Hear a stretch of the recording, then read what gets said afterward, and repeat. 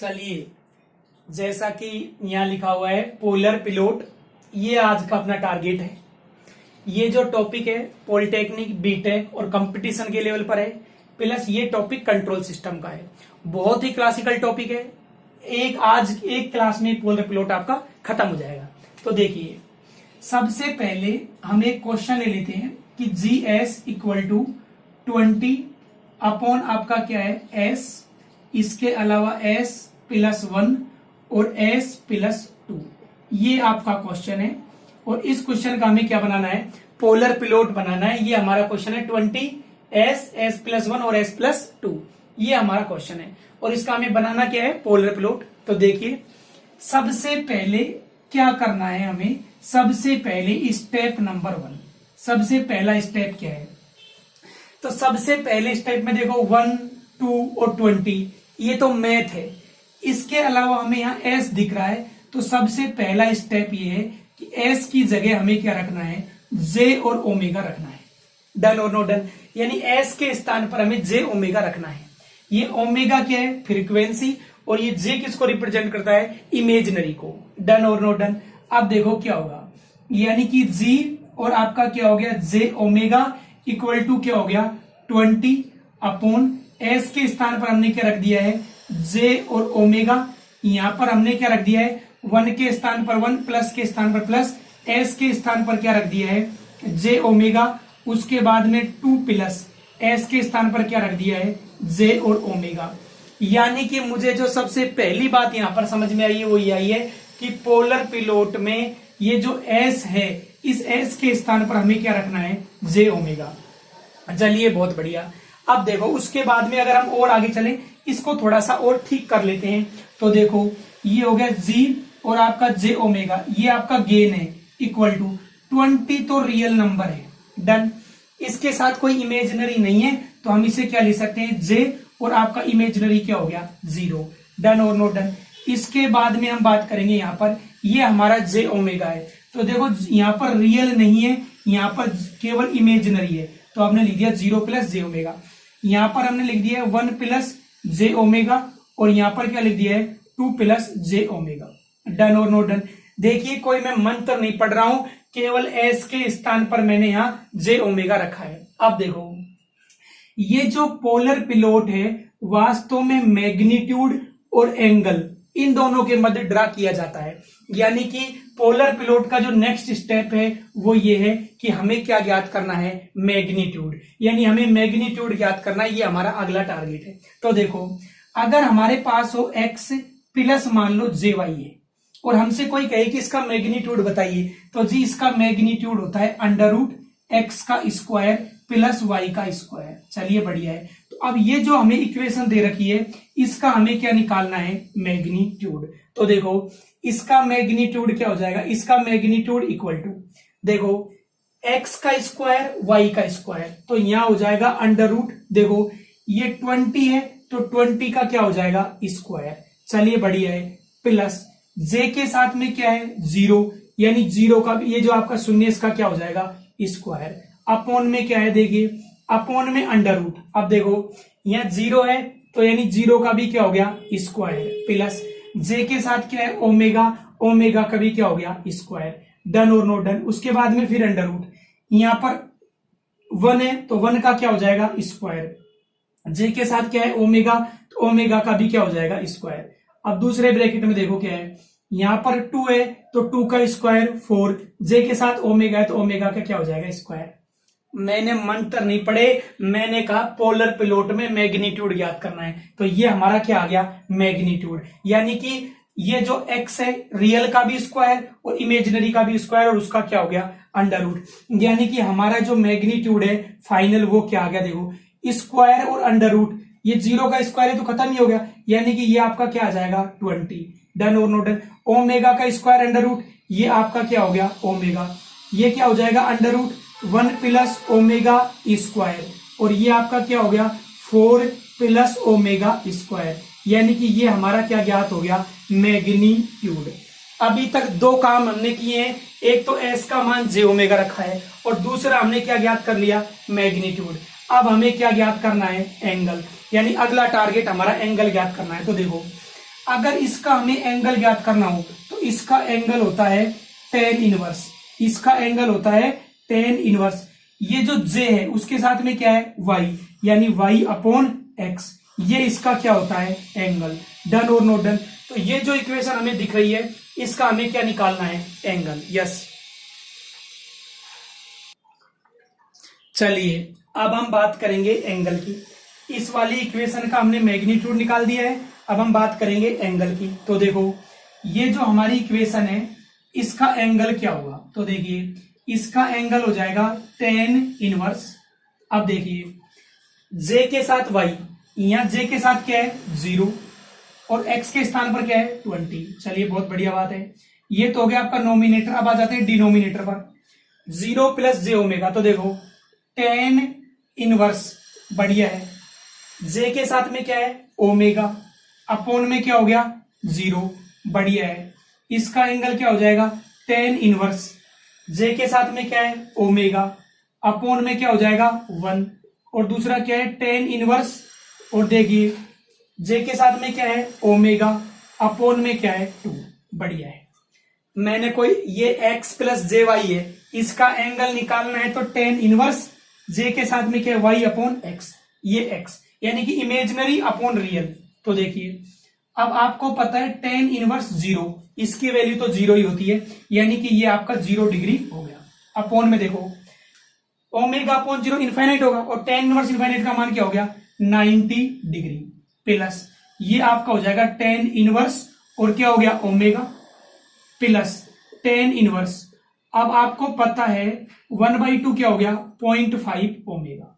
Done और not done. अच्छा अब देखिए ये आपका डिनोमिनेटर को जो ऊपर ले जाएंगे तो क्या हो जाएगा माइनस, यानी माइनस का 90 डिग्री प्लस क्या हो गया tan इनवर्स ओमेगा प्लस क्या हो गया tan इनवर्स 0.5 ओमेगा।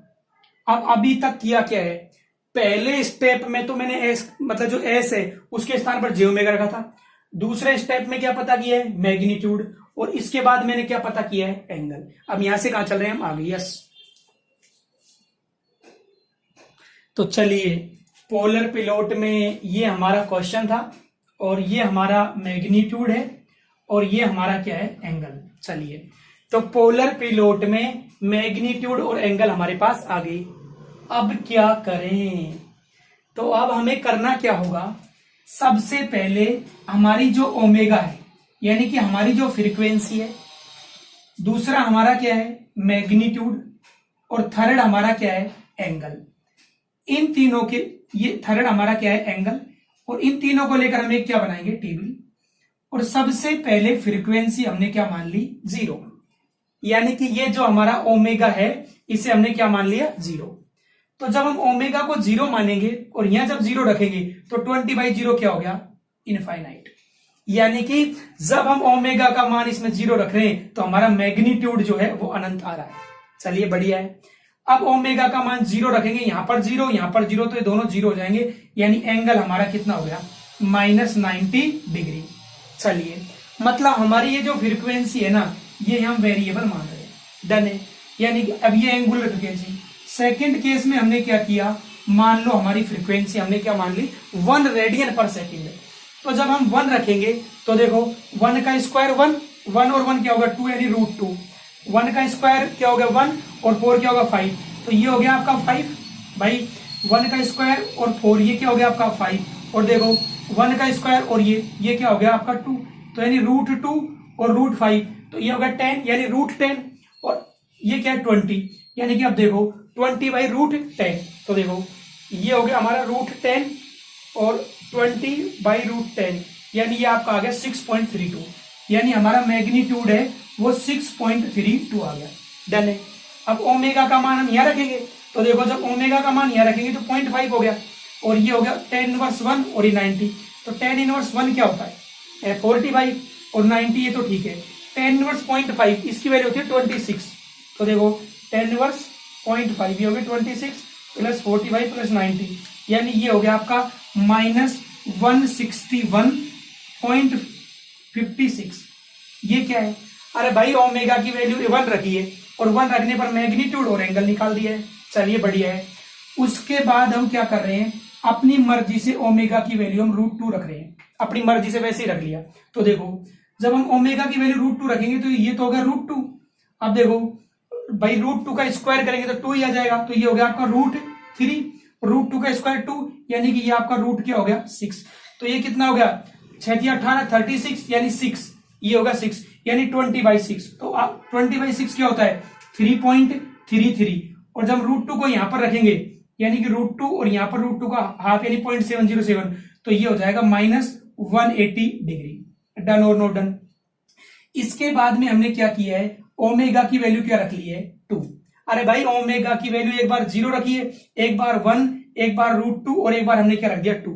अब हम ओमेगा की वैल्यू 2 रखेंगे तो क्या रिजल्ट आएगा, देखो ये हो जाएगा 2, और ऑब्वियस सी बात है 2 का स्क्वायर 4, और ये क्या हो जाएगा √5, और 2 का स्क्वायर 4, और 4 क्या हो गया 8। आपका ये होगा 8 5 40 यानी √40, और इनटू क्या हो गया 2, और 20 डिवाइड आंसर, तो ये कितना हो गया, ये आपका 1.58। डन और नो डन। और 2 का वैल्यू यहां पर रखेंगे तो एंगल आ जाएगा 198। डन और नो डन। और फाइनली इसी तरह से हम वैल्यू रखते चले जाएंगे, और फाइनल वैल्यू हमने ओमेगा की क्या रख ली इनफाइनाइट। या इनफाइनाइट रखेंगे तो मैग्नीट्यूड क्या हो जाएगा 0, tan inverse infinite, tan inverse infinite 90 90 -270, minus क्या हो गया 270। अब मैंने क्या किया है, मैं नाच थोड़ी ना हूं भाई, यहाँ ओमेगा की वैल्यू 0 1 √2 2, ये ओमेगा की वैल्यू रखी है इसमें मैग्नीट्यूड में और एंगल में। डन है। अब हमारा पोलर प्लॉट शुरू। तो देखिए ये मैंने मान लिया कि ये हमारा पोलर प्लॉट है, एकदम बढ़िया। ये हमने मान लिया 0 डिग्री है, ये हमने मान लिया -90 डिग्री, मान क्या लिया होता ही है। ये मान लिया -180, और ये आपका क्या है 270, ये आपका -270 हो गया। अब पिरोग्राम की शुरुआत करते हैं। एंगल की वैल्यू कितनी है -90। ये जो हमारा एंगल है ना, ये एंगल ये -90 है। जब एंगल -90 है तो मैग्नीट्यूड क्या है अनंत है। तो मैंने ये मान लिया कि यहां से कोई अनंत दूर, यानी कि कोई अनंत दूर, जैसे मैंने यहां, तो मैंने मान लिया अनंत दूर ये कोई पॉइंट है, और ये जो मैग्नीट्यूड आपको दिख रहा है वो अनंत है, और इस पॉइंट को मान लिया मैंने ए।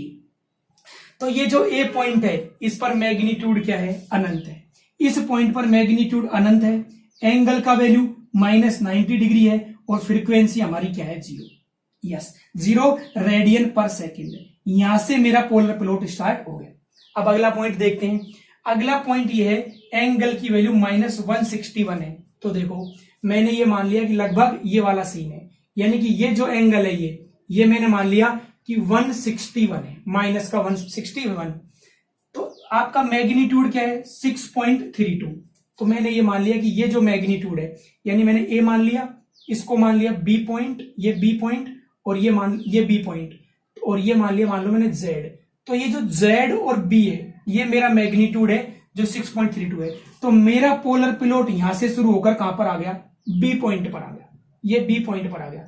अगर मैं बी पॉइंट की बात करूं तो बी पॉइंट पर जो मैग्नीट्यूड है, यानी कि ये जो मैग्नीट्यूड है आपका ये, यानी कि बी जेड, ये जो मैग्नीट्यूड है वो कितना है 6.32। डन और नो डन। इस पॉइंट पर जो एंगल है वो कितना है -161, और फ्रीक्वेंसी कितनी मानी है मैंने 1 रेडियन पर सेकेंड। डन और नो डन। इस टेबल में मैंने फ्रीक्वेंसी का मान बढ़ाया है, यानी ओमेगा का मान मैं क्या कर रहा हूं बढ़ा रहा हूं। तो मैग्नीट्यूड क्या है 631, यानी मैग्नीट्यूड क्या हो रहा है कम हो रहा है, और एंगल का मान 90 161 180, एंगल का मान नेगेटिव में क्या हो रहा है बढ़ रहा है।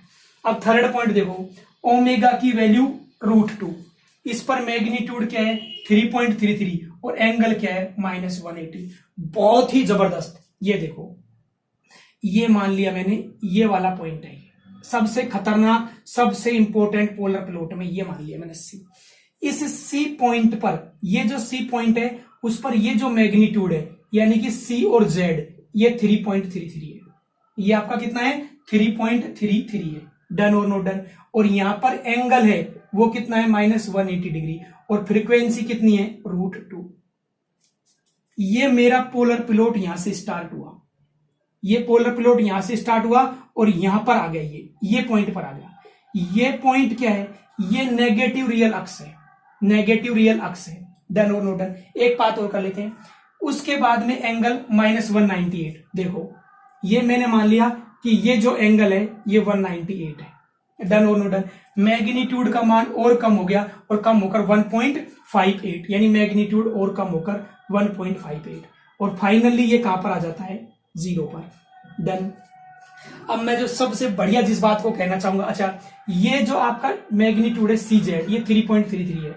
अब मैं जिस बात को सबसे अच्छे से कहना चाहता हूं वो फ्रीक्वेंसी जिस पर मेरा पोलर पिलोट नेगेटिव रियल अक्स को कट करता है, नेगेटिव रियल अक्स को कट करता है, वो फ्रीक्वेंसी क्या कहलाती है?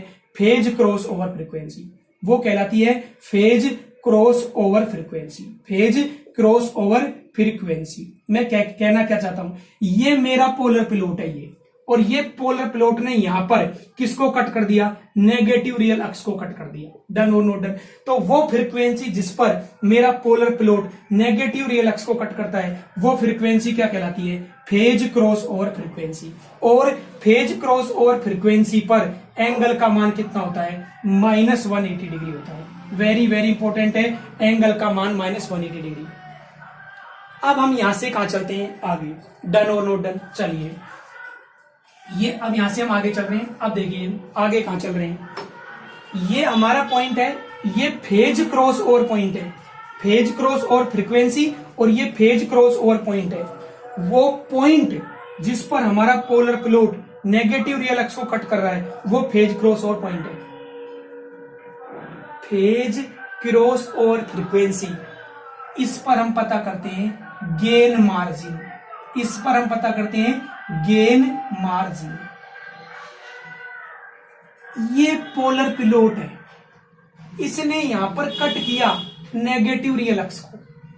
तो जिस फ्रीक्वेंसी पर, यानी कि √2 रेडियन पर सेकंड पर, जिस फ्रीक्वेंसी पर हमारा पोलर प्लॉट नेगेटिव रियल अक्स को कट करता है उसे बोलते हैं फेज क्रॉस ओवर फ्रीक्वेंसी। और इस पॉइंट पर ही हम पता क्या करते हैं? Gain margin. तो गेन मार्जिन क्या होता है? 1/x। गेन मार्जिन क्या है? 1/x।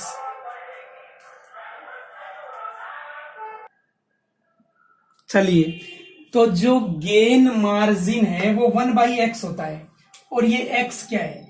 ये x एक्चुअल में ये मैग्नीट्यूड है।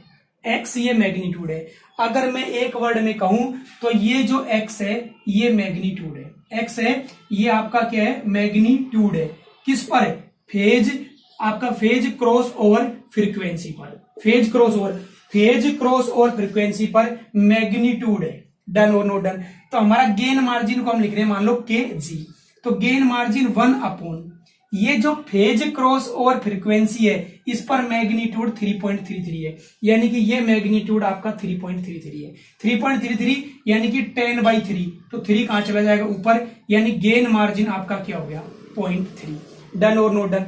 अगर हम इसे डीबी में पता करें, यानी हमारा गेन डीबी में, तो ये होता है 20 log 10 और आपका केजी। डन और नो डन। यानी कि गेन मार्जिन, तो ये क्या हो जाएगा? 20 log और आपका क्या होगा? 0.3। इसकी वैल्यू आएगी -10.45 dB। दुनिया में सबसे इंपॉर्टेंट है फीलिंग। क्या जोल है हमारा, क्या लेना देना इनसे? कंपटीशन। पोलर पिलोट ने यहां पर नेगेटिव रियल अक्स को कट किया है, ठीक है? तो नेगेटिव रियल अक्स को कट किया है, तो यहां पर जो फ्रीक्वेंसी है वो फेज क्रॉस ओवर फ्रीक्वेंसी है। फेज क्रॉस ओवर फ्रीक्वेंसी पर ये जो मैग्नीट्यूड है वो 3.33 है। तो 1/x यानी कि magnitude phase cross over frequency पर, जो कि 3.33 है। तो मैंने जब इसको 1/33, तो ये आपका 0.3 आ गया। अगर हम इसे डीबी में पता करें तो 20 log और आपका 0.3 यानी कि -10.45 dB आ गया। डन और नो डन। अब हम इसी बात को अच्छे से देखते हैं। अब देखते हैं कैसे।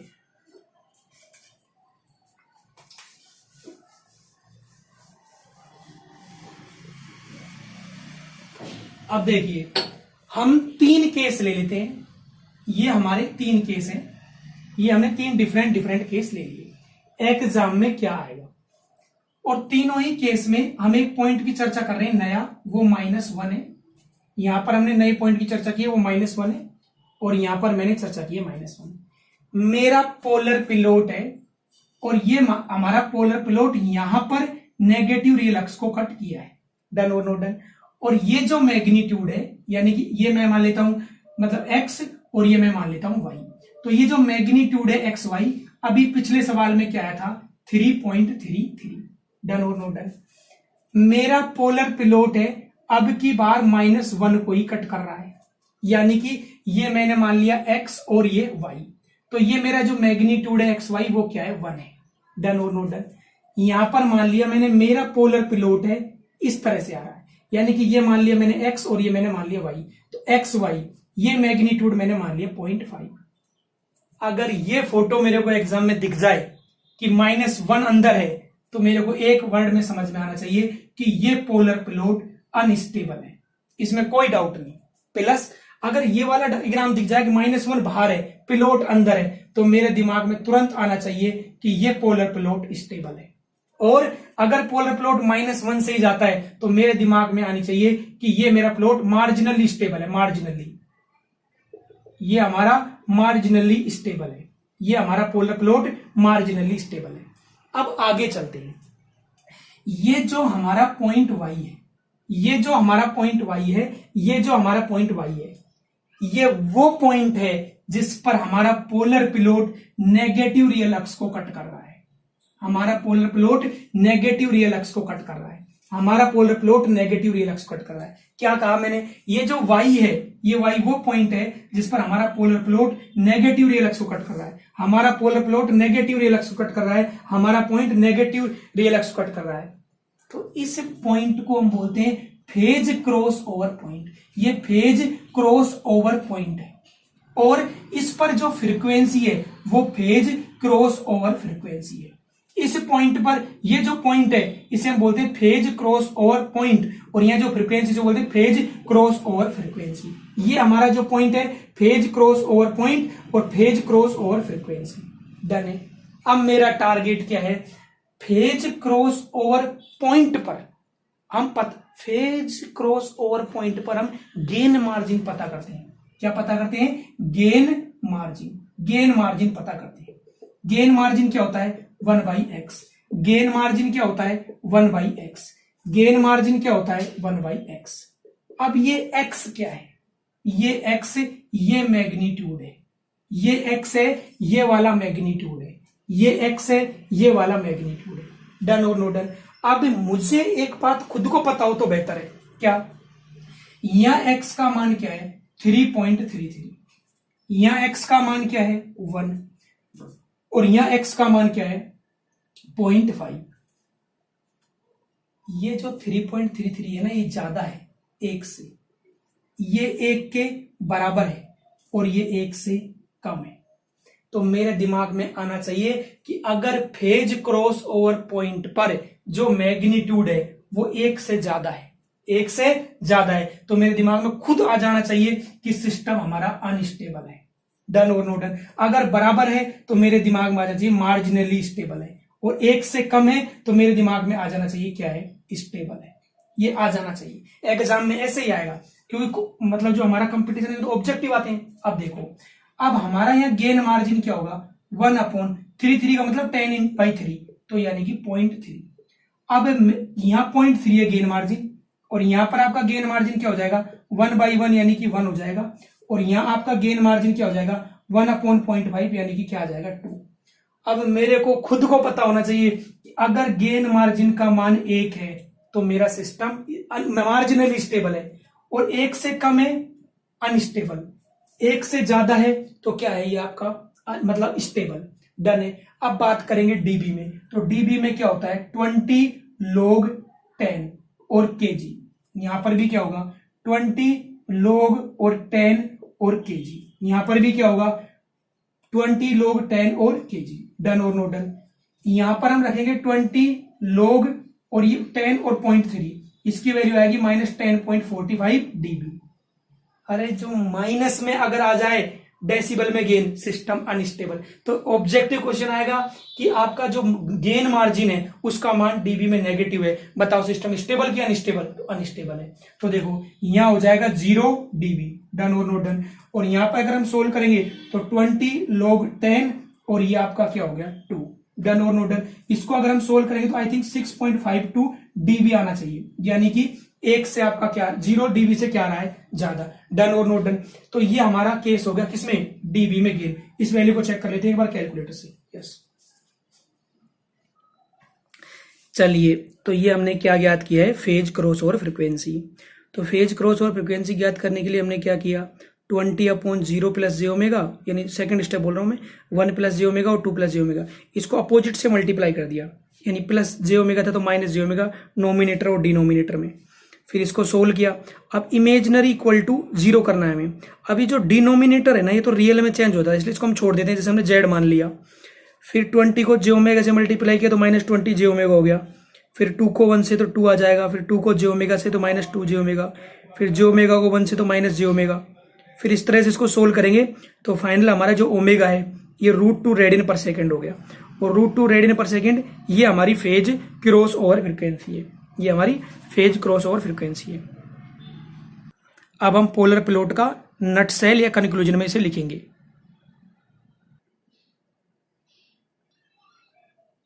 चलिए तो ये हमारा पोलर प्लॉट का कंक्लूजन, ये निष्कर्ष है।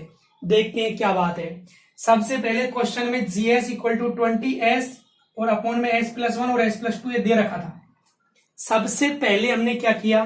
21 और 2 को तो हम जानते हैं, ये जो S है इसके स्थान पर हमने क्या रख दिया? जे ओमेगा। जी बहुत बढ़िया। तो 20S के स्थान पर जे ओमेगा, S के स्थान पर जे ओमेगा, S के स्थान पर जे ओमेगा। तो पोलर प्लॉट मैग्नीट्यूड और एंगल के मध्य डिजाइन करते हैं, तो पहले मैग्नीट्यूड फिर एंगल। तो मैग्नीट्यूड 20 का तो 20 होगा, ओमेगा का ओमेगा, √1 का 1, जे के साथ ओमेगा उसका स्क्वायर, √2 का 4 और ओमेगा का ओमेगा स्क्वायर। ये हमने पता कर दिया मैग्नीट्यूड। उसके बाद में एंगल हमने पता ही किया था भाई, आपको पता है ये इसका माइनस मतलब डिनोमिनेटर से ऊपर जाएगी तो -90 + 10 inverse omega plus 0.5 10 inverse 0.5 omega. Frequency का मान अलग अलग है, यानी कि फ्रीक्वेंसी का मान हम ग्रेजुअली क्या कर रहे हैं? बढ़ा रहे हैं। फ्रीक्वेंसी का मान हम बढ़ा रहे हैं। तो हमारा जो मैग्नीट्यूड है वो क्या हो रहा है? कम हो रहा है। देखो 6, 3, 1.1 और 0। और एंगल का मान क्या हो रहा है? बढ़ रहा है। इनमें से कोई भी क्वेश्चन एग्जाम में नहीं आएगा। यहां देखते हैं क्या बात है। ये मेरा पोलर प्लॉट है और इस पोलर प्लॉट ने यहां पर नेगेटिव रियल अक्स को कट किया है। तो the frequency on which polar plot cut the negative real axis, polar plot cut the negative real axis, वो जो फ्रीक्वेंसी है वो फेज क्रॉस ओवर फ्रीक्वेंसी कहलाती है। और यहां पर हमारी फेज क्रॉस ओवर फ्रीक्वेंसी कितनी आई थी? √2। ये √2 आई थी। तो ये बहुत ही इंपॉर्टेंट है, ये एग्जाम में आ जाता है कि फेज क्रॉस ओवर फ्रीक्वेंसी पर एंगल का मान कितना होता है? -180। ये एग्जाम में आ जाता है। पहले तो यही क्वेश्चन एग्जाम में आता है कि फेज क्रॉस ओवर फ्रीक्वेंसी किसे कहते हैं? तो वो फ्रीक्वेंसी जिस पर हमारा पोलर प्लॉट नेगेटिव रियल अक्स को कट करता हो उसे बोलते हैं फेज क्रॉस ओवर फ्रीक्वेंसी। उस पॉइंट को बोलते हैं फेज क्रॉस ओवर पॉइंट, और एंगल होता है -180। बहुत बढ़िया जी।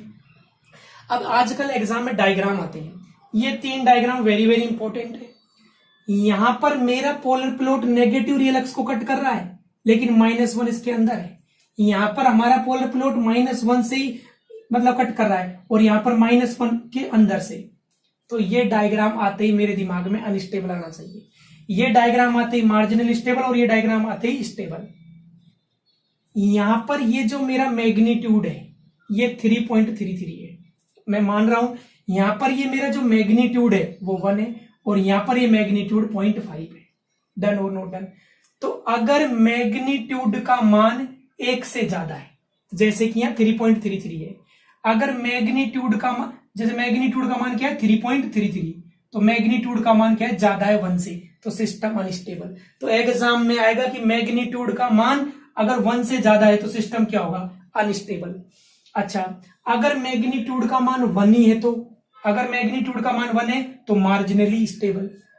मैग्नीट्यूड 0.5 है जी, ये 0.51 से कम है तो सिस्टम क्या होगा, स्टेबल होगा। तो अब अगर मुझे ये पता हो कि भाई फेज क्रॉस ओवर पॉइंट पर मैग्नीट्यूड 1 से ज्यादा अनस्टेबल, एक ही मार्जिनल स्टेबल, एक से कम स्टेबल, डन और नो डन। अब हम बात करते हैं गेन मार्जिन की। फेज क्रॉस ओवर फ्रीक्वेंसी पर, फेज क्रॉस ओवर फ्रीक्वेंसी पर हम गेन मार्जिन पता करते हैं। और गेन मार्जिन क्या होता है, 1/AB, 1/AB, 1/AB। ये AB क्या है भाई, AB क्या है, AB क्या है, ये है AB, यानी मैग्नीट्यूड है, ये मैग्नीट्यूड है। तो गेन मार्जिन बराबर 1 मैग्नीट्यूड, लेकिन मैग्नीट्यूड किस पर, फेज क्रॉस ओवर फ्रीक्वेंसी पर। चलिए यहां मैंने रख दिया मैग्नीट्यूड 10/3, यहां मैग्नीट्यूड रख दिया 1 और यहां मैग्नीट्यूड रख दिया 0.5। तो ये हमारा गेन मार्जिन कितना आया, 0.3, यहां आया 1 और यहां आया 2। अब देखो यहां से निकल कर आ रहा है, ये 0.3 है, ये 0.3 है, 1 से कम है सिस्टम अनस्टेबल, अगर 1 है मार्जिनल स्टेबल, और यहां पर जो 2 है 1 से ज्यादा है, सिस्टम क्या हो जाएगा, स्टेबल। एग्जाम में डायरेक्ट आएगा कि गेन मार्जिन का मान 1 है, मतलब सिंपल गेन मार्जिन का मान 1 है। अब आप बताओ सिस्टम स्टेबल अनस्टेबल या मार्जिनल स्टेबल। तो अगर गेन मार्जिन का मान 1 है, सिस्टम मार्जिनल स्टेबल है, 1 से कम है, 1 से कम है अनस्टेबल है, डायरेक्ट क्वेश्चन। 1 से ज्यादा है स्टेबल, डन। अब डीबी में स्टोरी फिर देखो, 20 log 10 और यहां रख दिया हमने 0.3, यहां रख दिया 1 और यहां रख दिया 2। ये एग्जाम में आया हुआ क्वेश्चन है। log 1 की वैल्यू 0, अगर गेन का मान डीबी में 0 dB है तो सिस्टम क्या होगा, मार्जिनली स्टेबल, मार्जिनली स्टेबल। और यहां नेगेटिव, अगर गेन मार्जिन का मान डीबी में अगर नेगेटिव है, डीबी में अगर नेगेटिव है, सिस्टम अनस्टेबल। अगर गेन मार्जिन है, इसका मान 0 dB से ज्यादा है या पॉजिटिव है, तो सिस्टम हमारा क्या होगा, स्टेबल। तो मुझे बिल्कुल पोलर पिलोट कट कर रहा है नेगेटिव रियल अक्स को, अगर कट कर रहा है तो भाई हमारा ये पॉइंट है, फेज क्रॉस ओवर पॉइंट है, और यह frequency phase cross over frequency. और फेज क्रॉस ओवर फ्रीक्वेंसी पर हम क्या पता करते हैं, गेन मार्जिन। अब ये हमारा गेन मार्जिन खत्म। अब हमने किस पर चर्चा नहीं की, फेज मार्जिन पर। तो नेक्स्ट लेक्चर जब भी हम बनाएंगे तब फेज मार्जिन की हम बात करेंगे, डन और नो डन। पर फिर भी हल्का सा भी हम बता देते हैं। तो एक क्वेश्चन आया था इंजीनियरिंग सर्विस एग्जामिनेशन के मेंस में। अब क्वेश्चन क्या था, अच्छा पहले टारगेट, टारगेट है हमारा फेज मार्जिन, टारगेट हमारा फेज मार्जिन है। अब फेज मार्जिन किस पे पता करते हैं, गेन क्रॉस ओवर फ्रीक्वेंसी पर। फेज मार्जिन पता करते हैं गेन क्रॉस ओवर फ्रीक्वेंसी पर।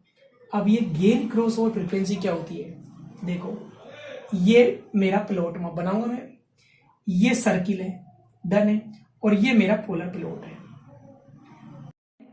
ये 1 है और ये 1 है, डन है, और ये पॉइंट मान लिया मैंने ए।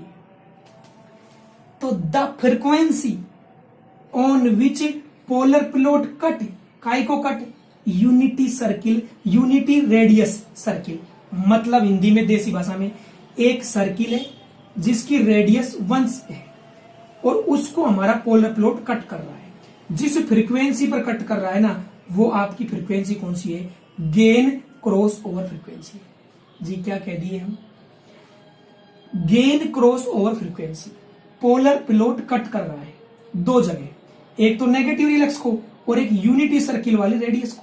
तो ये जो फ्रीक्वेंसी है ना, ये गेन क्रॉस ओवर फ्रीक्वेंसी है। और कई बार एग्जाम में आया गेन क्रॉस ओवर फ्रीक्वेंसी पर मैग्नीट्यूड 1 होता है, वेरी इंपॉर्टेंट है क्योंकि ये हर जगह 1 ही है। तो वेरी इंपॉर्टेंट है, गेन क्रॉस ओवर जो पॉइंट है, गेन क्रॉस ओवर पॉइंट पर मैग्नीट्यूड क्या होता है, 1 होता है, डन और नो डन। चलिए तो आई होप आपको समझ में आया होगा। चलिए अच्छा, ये टॉपिक पॉलिटेक्निक, बीटेक और कंपटीशन के लिए